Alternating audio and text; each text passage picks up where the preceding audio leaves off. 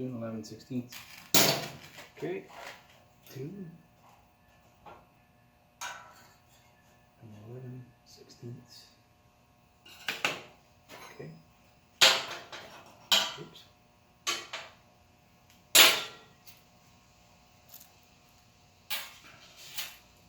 That's pretty damn good, I think. Okay, we're gonna let that on there, man. That's it.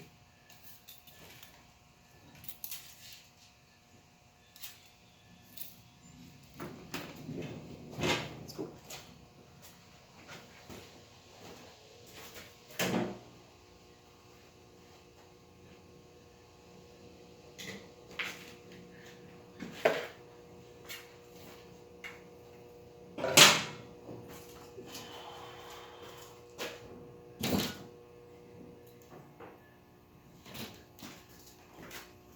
This damn motor's working okay.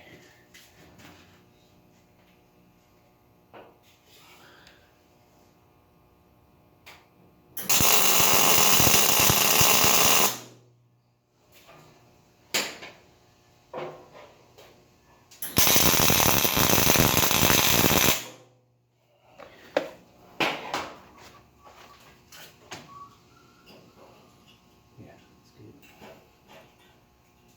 It's good.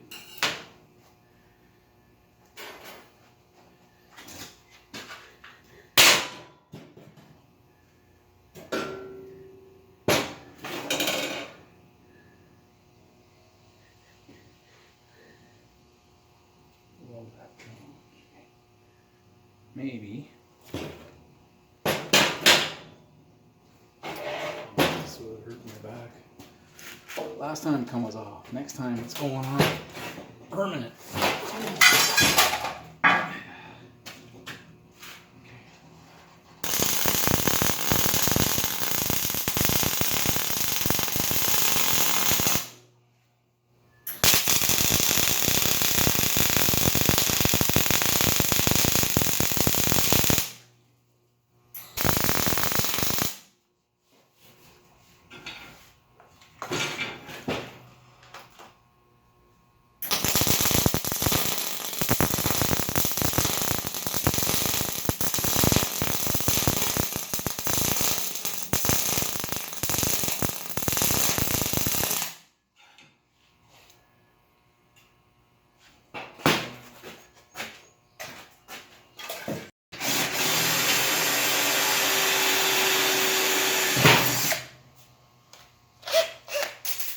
I think that's a 3/8 bolt.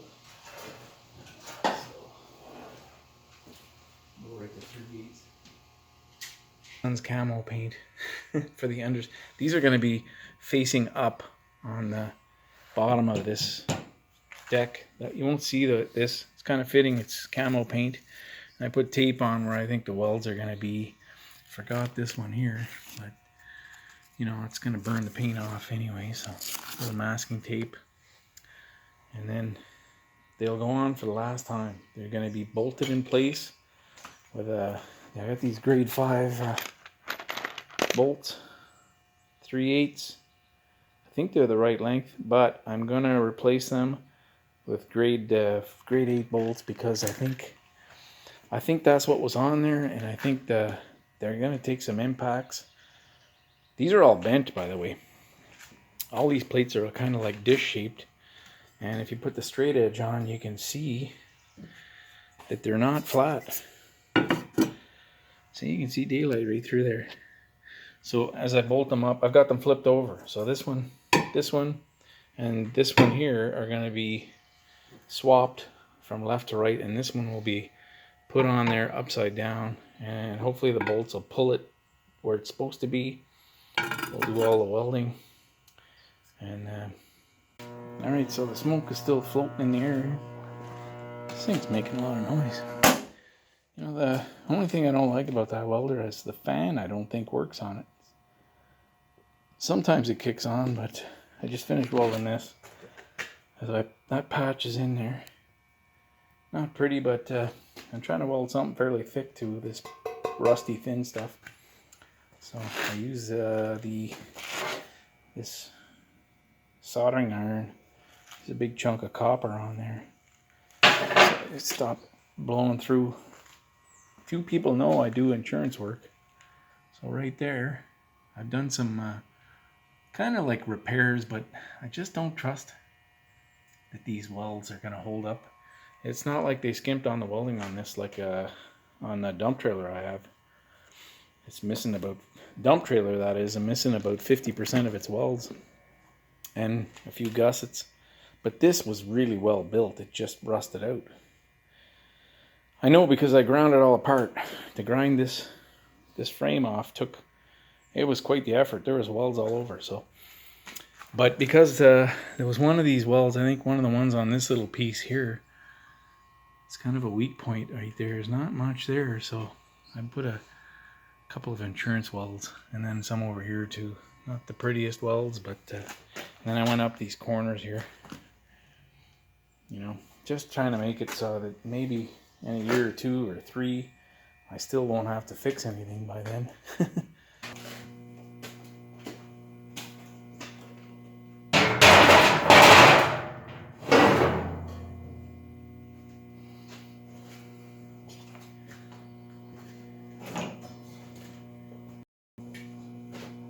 Okay.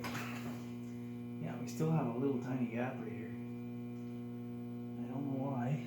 It could be from this piece when it was welded on, could have warped it down a bit. So that's probably what's going on there.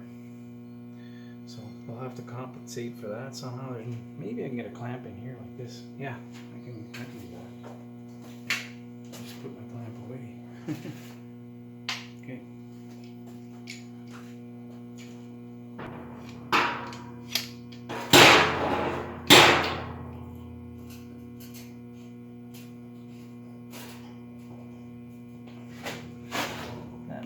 I think that's the only clamp we're going to need because it's tight everywhere now.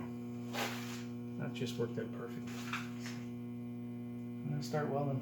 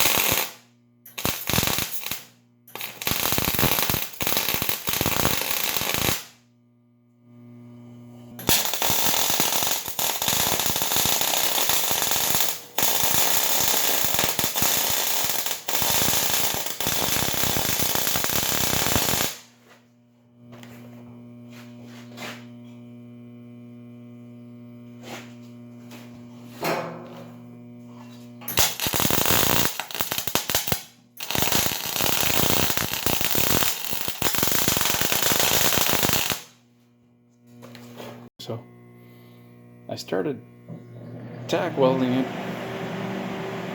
It's the fan on that Miller, not Miller, it's a Lincoln 255 MIG welder. So then I went to full welds, but some of the welds are a little ugly, but some of them are turning out pretty nice.